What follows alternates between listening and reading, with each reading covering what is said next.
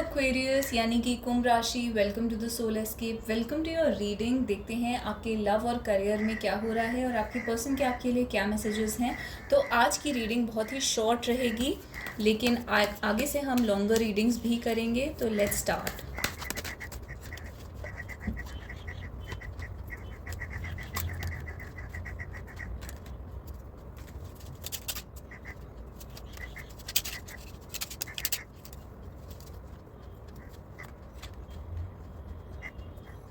तो करियर में यहाँ पर जैसे कि आप देख रहे हैं थोड़े डिफ़िकल्ट कार्ड्स आए हैं, तो मैं आपको इन कार्ड्स को समझा देती हूँ।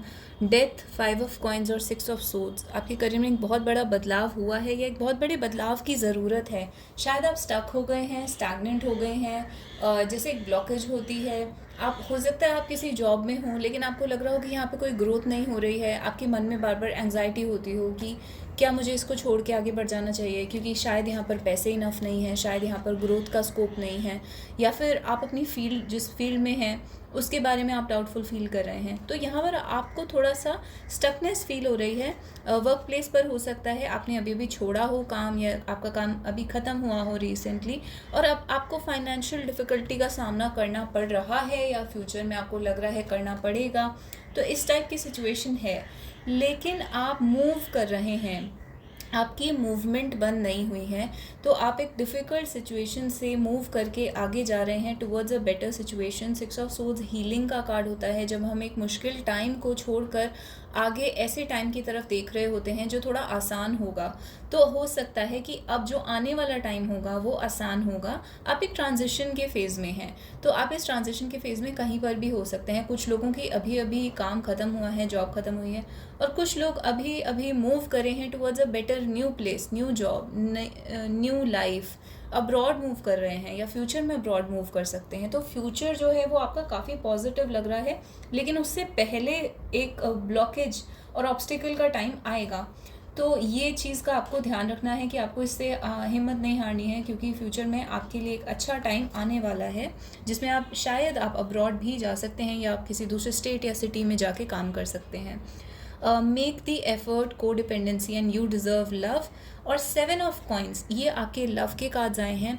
तो यहाँ पर दिख रहा है एक बहुत लंबा वेटिंग टाइम, आपने बहुत वेट करा है इस रिलेशनशिप के लिए। आने वाले टाइम में भी आप इस रिलेशनशिप में थोड़ा वेट करेंगे, और थर्ड पार्टी हो सकती है, कोई दूसरी फीमेल या मेल इन्वॉल्व हो सकता है। यहाँ पे 2 फीमेल्स एक दूसरे को देख रही हैं, बीच में फायर है, तो डेफिनेटली एंगर का सीन बना हुआ है, गुस्सा है, एक दूसरे से बिटरनेस है। आपके और आपके पर्सन के बीच में हो सकता है इस टाइप की फीलिंग हो, उन्होंने आपके ऊपर किसी और को चूज़ कर लिया हो, या फिर आप और किसी और फीमेल के बीच, या दो राइवल जो होते हैं कि 2 लोग एक इंसान के लिए कंपटीशन कर रहे हैं, तो उनके बीच में एंगर हो सकता है, उनके बीच में वेटिंग हो सकती है, कंपटीशन हो सकता है। जैसे कि आप इस कार्ड में देख रहे हैं कि 2 फीमेल्स एक दूसरे को गुस्से में देख रही हैं और बीच में फायर है। बट ये चीज़ टाइम लेगी और इस चीज़ में थोड़ा सा अभी वेटिंग का टाइम है। अभी आप देखेंगे कि ज़्यादा मूवमेंट या ज़्यादा कोई डिसीजन नहीं लिया जाएगा, स्पेशली अगर 2 फीमेल्स इन्वॉल्व हैं और एक मेल इन्वॉल्व है। तो आपका जो ये मेल पर्सन है ये अभी टाइम लेंगे और सोचेंगे कि उनको किस फीमेल को चूज़ करना है। जनरली हो सकता है आप इस पर्सन का वेट कर रहे हैं अपनी लाइफ में बहुत टाइम से। 7 ऑफ कॉइन्स वेटिंग को रिप्रेजेंट करता है। तो यहाँ पर उस चीज़ के बारे में बोला जा रहा है कि आप को डिपेंडेंट हो चुके हैं इस पर्सन के ऊपर। आप इतना ज़्यादा डिपेंडेंट हो गए हैं कि आप अपनी लाइफ के बारे में और अपने फ़ायदे के बारे में नहीं सोच रहे हैं। तो यहाँ पे यू डिज़र्व लव, तो आप भी डिज़र्व करते हैं कि आप एक अच्छी लाइफ जिएँ और लव आपकी लाइफ में आए। तो जब तक आप इस इंसान से आगे नहीं बढ़ेंगे तब तक आपकी लाइफ में लव नहीं आएगा।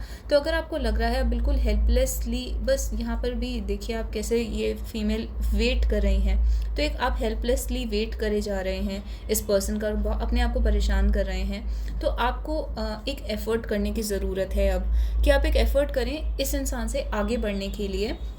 उसके लिए आप अपने फ्रेंड्स की हेल्प ले सकते हैं, सिबलिंग्स की हेल्प ले सकते हैं। जैसे कि यहाँ पे ये 2 सिबलिंग्स नज़र आ रहे हैं, तो सिबलिंग यानी आपके जो भाई बहन या फिर फैमिली में लोग होते हैं, आप किसी की हेल्प ले सकते हैं अपने आप को इस सिचुएशन से बाहर निकालने के लिए। और यहाँ पे ये फीमेल सडनली एक तीर कमान लेके बहुत ही पावरफुल पोजीशन में है। तो आप अपने किसी गोल की तरफ ध्यान दीजिए जिसकी वजह से आप इस रिलेशनशिप से बाहर निकल पाएँ। तो आप किसी जैसे तीर कमान अपने हाथ में लेकर किसी एक डायरेक्शन में जाने की कोशिश करिए, तो आप इस कोडिपेंडेंसी की एनर्जी से बाहर आ जाएंगे, आप डिपेंडेंट नहीं रहेंगे। And you need to understand that you are lovable, आपको भी लव मिल सकता है एंड यू डिज़र्व लव। तो आपकी लाइफ में ये फीलिंग जो इस इंसान की वजह से आई है, ये दोबारा आ सकती है किसी और की वजह से। तो you don't have to be stuck on this person, specially अगर ये इंसान आपको बस वेट ही करवाए जा रहे हैं और टाइम ले रहे हैं। यहाँ पे आपके पर्सन के आपके लिए जो मैसेजेस हैं वो एनिमी और प्रेग्नेंट मेरे सामने सबसे पहले आ रहा है, यानी कि जो अगर ये थर्ड पार्टी सिचुएशन है तो थर्ड पार्टी प्रेग्नेंट हो सकती है। अगर ऐसा कुछ नहीं है तो आपके पर्सन यहाँ पर कह रहे हैं कि वो इस सिचुएशन को ऐसे देखते हैं जैसे कि यहाँ एक बहुत बड़ा पोटेंशियल था, कुछ हो सकता था। प्रेग्नेंट एक पोटेंशियल को दिखाता है, आगे कुछ हो सकता था, जैसे एक बेबी क्रिएट होता है, यहाँ पे एक रिलेशनशिप क्रिएट हो सकता था, एक फैमिली कुछ क्रिएट हो सकता था। लेकिन एंगर की वजह से, गुस्से, कॉन्फ्लिक्ट, ईगो की वजह से और एनिमीज़ की वजह से ये ख़राब हो गया है। तो जैसे कि आप देख सकते हैं एक ग्रोथ का कार्ड है, प्रेगनेंसी, जिसके आसपास ऐसे कार्ड्स हैं एनिमी, एंगर और किंग। किंग जो है वो दो चीज़ों को रिप्रेजेंट करता है। एक इंसान जो अपनी जगह से मूव नहीं करना चाहता, डिसीजन नहीं लेना चाहता, जहाँ पे स्टक है वहीं पर ही स्टक रहना चाहता है, हैवी होता है। तो एंकर, क्योंकि इस कार्ड का नाम है एंकर, एंकर यानी कि जो एक चीज़ को एक जगह पर ही रखता है। तो एक कंट्रोलिंग एनर्जी हो सकती है। और दूसरी चीज़ जो किंग रिप्रेजेंट करता है वो है ईगो, नार्सिसिज्म। तो ये पर्सन बहुत ही सेल्फिश और अपने बारे में सोचने वाला इंसान हो सकता है। तो ये किंग की एनर्जी में है और आपको यहाँ पर सोचना चाहिए कि एक पोटेंशियल जिसको एनिमीज़ ख़राब कर रहे हैं, एंगर ख़राब कर रहा है, लड़ाई झगड़ा और इस इंसान का ईगो ख़राब कर रहा है। तो आपको एडवाइस यही है कि आप इस इंसान से आगे बढ़ के अपने करियर, अपने फोकस, अपने गोल्स के बारे में सोचें। और अगर आपको ये लव की फीलिंग चाहिए तो ये फीलिंग आपको किसी और से मिल सकती है फ्यूचर में। तो आप नेक्स्ट टाइम ये रीडिंग चेकआउट कर सकते हैं कि क्या एक्वेरियस के लिए कुछ बदला है। बट फिलहाल यही मैसेजेस हैं। तो एक्वेरियस की बाकी रीडिंग्स के लिए प्लीज़ चेकआउट एक्वेरियस प्लेलिस्ट। ये टाइमलेस रीडिंग्स हैं, तो जो भी डेट की रीडिंग आपको अट्रैक्ट करती है आप वो रीडिंग देख सकते हैं और उसमें से अपने लिए मैसेजेस निकाल सकते हैं। Next time will do a longer reading. Till then bye bye and take care.